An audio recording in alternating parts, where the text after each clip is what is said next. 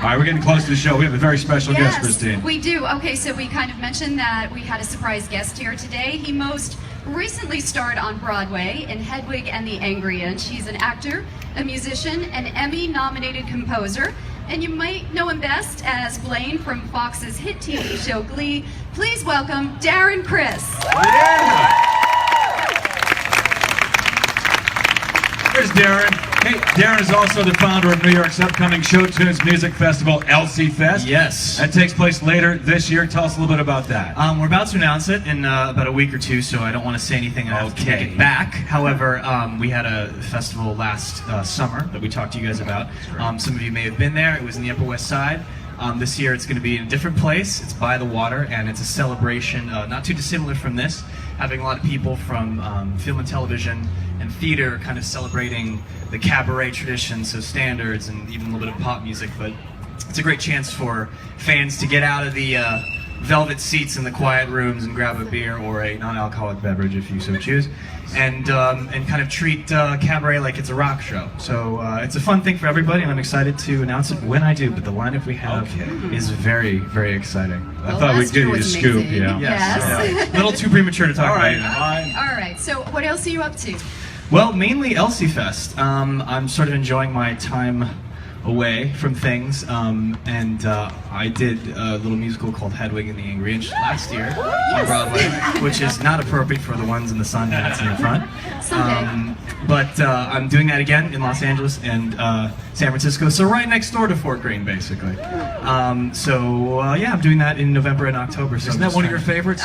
Yeah. It's a fun. Yeah, absolutely. So I'm a huge fan. And are you a big fan of Brooklyn? Oh yeah. Yeah. Big Brooklyn. Well, everybody knows it's, you know, what I think if Brooklyn was its own state, it'd be the 11th largest, most populated state in the country. I think something like that. Maybe even higher than that. So Brooklyn is. Everybody knows Brooklyn's the best. Even before the hipsters came moving in, you know, we're on top of it for many, many years before they all came in with Trader Joe's. So yeah, no, I love Brooklyn. It's a wonderful place to be. It's the heart and soul of New York, in my opinion. I didn't know tank tops were optional today. I didn't get that memo. Okay, you know what? I just discovered them, and nice. It beats the heat. It's amazing. I don't know why I've worn t-shirts all these years. We know you wanted to be here because you're a big fan of Carole King. Tell us about her influence on you. Well, Carole King is, like me, I sort of started as a songwriter. I think a lot of people who are fans of her music and fans of Tapestry, if you see the show Beautiful, you may not be aware of the history that she had as a young woman, where she, in the early, sort of late 50s, early 60s, was writing a vast majority of the biggest pop singles at the time. Not too dissimilar from a lot, you know, people like Pharrell now. We know him as an artist, but he wrote basically every hit of the past almost 15 years. And so Carole King, you know, she wrote The Locomotion. She wrote a tune that I might do in just a little bit, which is one of my favorite tunes. But she, for a good decade, she had like a monopoly on the Billboard charts, like way before Tapestry even came out. So that was always inspiring to me, the people that were behind the scenes writing the songs of all the best girl groups and all the guy groups of the golden age of the 60s. So yeah, and if you want to see that story, I highly implore you to see Beautiful. There's a reason for why it's been running for so long at the Stephen Sondheim Theater. And yeah, I think you'll recognize more songs than you realize. Yeah, and you're going to get a great taste of it today. But Darren's right; you got to see the show. But right now, I'm going to put you on the spot. Could you pick one of your favorite Carole King songs for us? I will. Yeah. And perform, and we'll get off the stage and let you do that. Yeah. Darren Criss, everybody. I'm surprised I had this band behind me, boys. It's in D. I do it sort of. You'll catch on if you want. You'll get the form. Feel free to come in at any point. It's a different form though. You'll hear it once the first verse comes around. Anyway, so this is a tune that most people, I love when I see Beautiful, people go, oh, Carole King wrote that song? Hey, Chris. And people, I went to grade school with this guy. People don't realize that she had such a huge catalog. So this is a tune that was made famous by a girl group called the Shirelles, which will be something that is shown in, you hear that? We good? Does that guitar sound okay? So the Shirelles made this famous, but she wrote it, and I do it a little differently. This is a song you might know.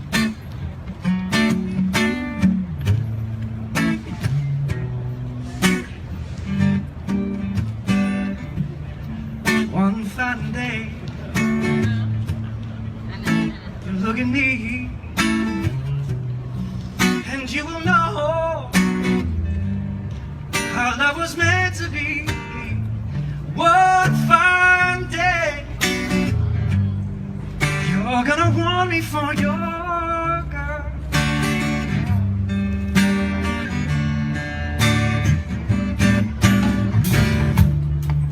The arms I long for will open wide, and you'll be proud to have me by your side. One fine day, you're gonna want me for your girl.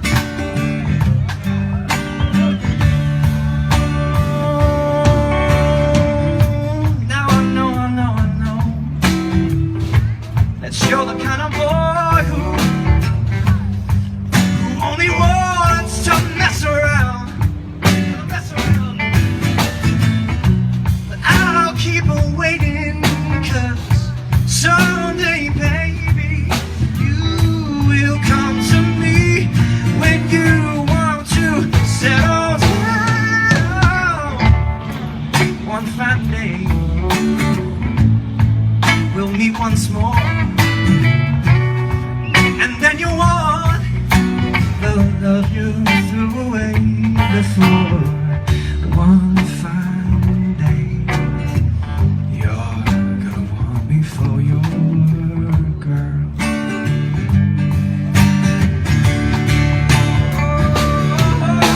Oh, now I know. You're the kind of guy who only wants to mess around. Oh, you're gonna mess around. But I'll keep on waiting, 'cause someday, baby, you will come to me when you want to settle down.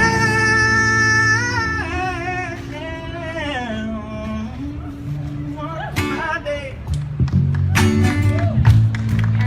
we'll meet once more, and then you want to wander through me before. One fine day, you're gonna want me for your. One fine day, you're gonna want me for. One fine day, you're gonna want me for your. 2, 3. Girl.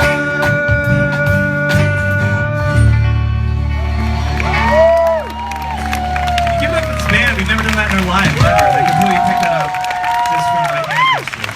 Well done. Thank you, guys. Thank you, Darren. Effortless. It was a great rendition of that song. Yeah, it's a good one. But yeah, she wrote that song. She wrote One Fine Day. People go, oh, I love this tune. You go, yeah, like a little 22-year-old from Brooklyn wrote Is that that what song. she was? 22 at the time? Probably somewhere around there, maybe a little older, but still. Yeah, amazing chick, man. And she looks great. I don't know if you guys have seen Carole King recently. She's like totally hot. Still rocking. Well, let's bring her out. Where is she? So I just, if I haven't already talked a little bit enough about Carole King, and if you are curious, I still, again, implore you to see the show. But speaking of New York boroughs, I mean, she was born in Manhattan, raised in Brooklyn. She is a true blue of this little part of the world. And she started off as sort of a young, scrappy songwriter that just wanted to crack into the rock and roll and pop world. And what's great about the show is we watch this sort of meteoric rise of this sort of, you know, shy girl from Brooklyn become this superstar, and see the sort of trials and tribulations she went through in New York, which eventually brought her to Los Angeles, and eventually wrote and recorded one of the greatest albums, in my opinion, of all time, Tapestry.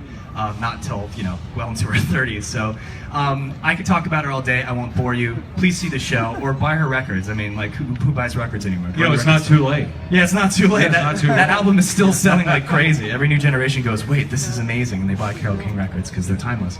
So yeah, if you dig Carole King like me, definitely check out the show. If I haven't said it already, like many times. Absolutely. Plus, we've got the cast recording. Beautiful. The Carole King musical is available CD, digitally, however you want to get it.